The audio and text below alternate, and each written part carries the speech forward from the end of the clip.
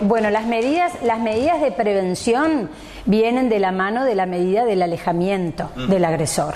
La mejor forma que yo tengo de prevenir que se sigan repitiendo los hechos de violencia es el alejamiento. O si se trata de personas que todavía viven en la misma casa, la medida del retiro. A veces se torna un poco difícil a nivel judicial distinguir entre prevención y protección, porque de una medida de retiro del hogar más una medida de alejamiento reviste la doble calidad. Estoy tratando de prevenir que se repitan los hechos y estoy a su vez protegiendo los derechos vulnerados de la víctima, que generalmente, y uno lo escucha en audiencias, cuando se interroga a la persona denunciada, lo primero que tiende a decir es: yo nunca le pegué. Como que la violencia se concentra solamente en la figura de la violencia física. Y es cierto, la violencia física es la manifestación más grosera del abuso de poder. Porque si yo, para hacerle entender al otro algo, o cuando no comparto lo que está haciendo, recurro a pegarle, a empujarlo, a pellizcarlo, a tirarle del pelo, estoy pasando lisa y llanamente por arriba de los derechos, por arriba de la persona, sin lugar a dudas. Por eso siempre decimos nosotros los jueces que la violencia física es la manifestación más grosera del abuso de poder, pero hay otras formas, más sutiles incluso, de ejercer violencia. Para que usted me responda lo siguiente, porque ¿qué pasa? Cuando uno habla de violencia física, por ahí de repente, a través de un médico forense, uno puede llegar a detectar evidentemente los rastros, más allá del testimonio verbal, los rastros de esa violencia, los moretones, las hematomas, en fin. Pero ¿cómo probamos? Porque todo lo que decimos a nivel legal, judicial, tenemos que probarlo. ¿Cómo probamos por ahí de repente otro tipo de violencia? Claro, ya la ley de 17.514 habla, como decíamos anteriormente, de 4 tipos de manifestaciones de la violencia: la violencia física, la violencia psicológica o verbal o emocional, la violencia patrimonial y la violencia sexual. La violencia psicológica o emocional es aquella en la que yo no le pego, no la toco o no lo toco, no le hago nada físicamente, pero es aquello de que yo continuamente estoy menospreciando a la persona, disminuyéndola: no servís para nada, sos un inútil, sos una inútil. O denigrándola en su condición de mujer, con improperios, con groserías, que puede que a uno se le escapen una vez, pero nos estamos refiriendo a lo que es permanente. Es aquello que ya es la forma en la que yo me dirijo continuamente, diariamente, hacia el otro. Y esa forma no deja marcas físicas, pero marca el alma, y la marca la persona emocionalmente, y a veces esas lesiones son mucho más difíciles de superar, de recuperarse. Claro que nosotros estamos acostumbrados a los procesos de conocimiento, o sea, los procesos completos donde la prueba es la clave. No basta con que yo diga, sino que es necesario que yo pruebe, para que el juez, al final del proceso y luego de cumplir todas las etapas que marca la ley, llegue al veredicto, al fallo, a la resolución. Acá estamos en un ámbito previo, acá estamos en el ámbito cautelar y preventivo. Entonces, el juez no está enfrentado a un proceso de conocimiento donde las partes tienen que desarrollar toda esa actividad procesal.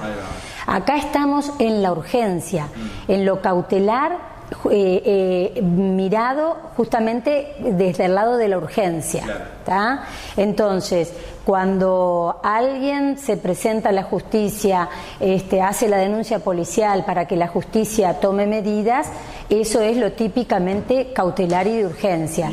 Entonces, el juez en estos casos no necesita de una prueba contundente, sino de, elementos suficientes de convicción de que está frente a una víctima. Eso es lo que importa.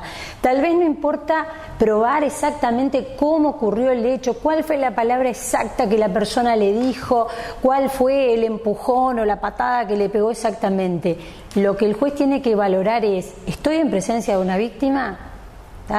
Y eso el juez lo tiene que valorar en la urgencia, porque todo esto tiene que ser rápido, porque el riesgo que se corre es mucho.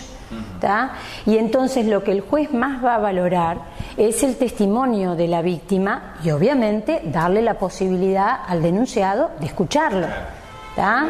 El tema es que los instrumentos internacionales que ratificó Uruguay, la Convención de Belén do Pará, la CEDAW, que es la Convención para la Eliminación de toda forma de discriminación contra la mujer, porque esos instrumentos internacionales sí ya eran de género, esos instrumentos ya le están diciendo al juez, ante la duda, opte por la versión de la víctima mujer. Claro. Ante la duda, ante la oposición, ante dos versiones completamente opuestas, opte por la de la víctima. Y este último instrumento, la 19.580, es una ley de género, ¿tá? Donde va dirigida a la protección específicamente de las mujeres. Sin distinción, como decíamos, de raza, de religión, si es trans, sin distinción de nada, e incluso abarca también a las niñas, ¿tá? No es que antes las niñas no tenían protección, sino que las niñas estaban enmarcadas dentro del Código de la Niñez y de la Adolescencia. Ahora, como que la ley también las incluye en este instrumento. Pero además, esta ley 19.580 de enero de este año introdujo nuevas figuras delictivas, ¿tá? Y modificó algunas de las figuras ya existentes, entre ellas esa del artículo 36. ¿Y por qué? Porque el tema eso del crimen pasional era como una forma de excusar al hombre, ¿tá? de su responsabilidad, matando a la mujer porque la encuentra con otro hombre, ¿tá? Entonces, como que en realidad eso no deja de ser otra forma de ejercicio de abuso de poder. ¿En algún momento usted ha recibido alguna denuncia de algún hombre víctima de violencia doméstica? Porque no de género en este caso. Es muy buena tu acotación, porque es importante aclarar. La ley 17.514, que no distingue si la víctima es hombre o mujer, ¿tá? Sigue vigente, pero ahora, desde que se sancionó la 19.580, esta primera ley 17.514 está vigente para la víctima hombre. Ah, bien. Entonces, cuando el hombre es víctima de violencia doméstica, en cualquiera de las cuatro hipótesis, violencia física, violencia emocional o verbal, violencia patrimonial o violencia sexual, puede perfectamente, y en los hechos lo hace, recurrir al mecanismo de la 17.514, que es más acotado, que las hipótesis de violencia son únicamente esas cuatro, ¿tá?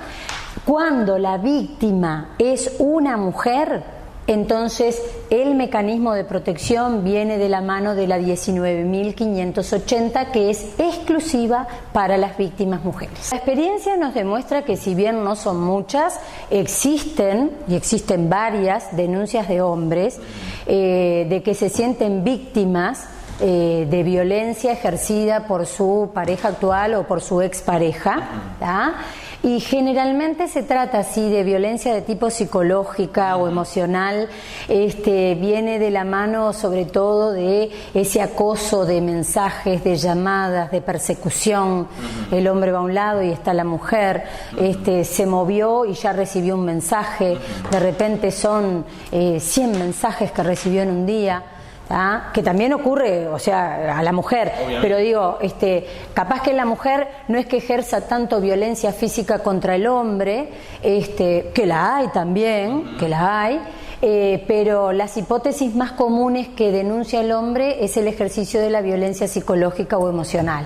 ¿Cuál es la sugerencia que usted le hace puntualmente a esas mujeres que están sufriendo violencia, no física por ahí de repente, pero sí psicológica o material o sexual, y no se animan por ahí de repente a hacer la denuncia correspondiente por miedo o por alguna otra razón? ¿Cuál es el mensaje, doctora? El mensaje es hacerle saber que no está sola. ¿Ah? Porque generalmente una de las características de la víctima es el aislamiento. ¿Ah? El aislamiento, porque el propio agresor comienza un trabajo muy fino de aislamiento, le empieza a cortar las relaciones familiares, le empieza a cortar las relaciones de amistad, ¿tá? Y la persona comienza a sentirse aislada y eso es lo que la hace sentir no tengo a quién recurrir, estoy perdida, estoy entregada, encima tengo una dependencia económica 100%, ¿qué hago? ¿Tá? Es gravísimo, es gravísimo. Entonces el primer mensaje es que la víctima tiene que pensar que no está sola y que puede salir perfectamente de ese aislamiento.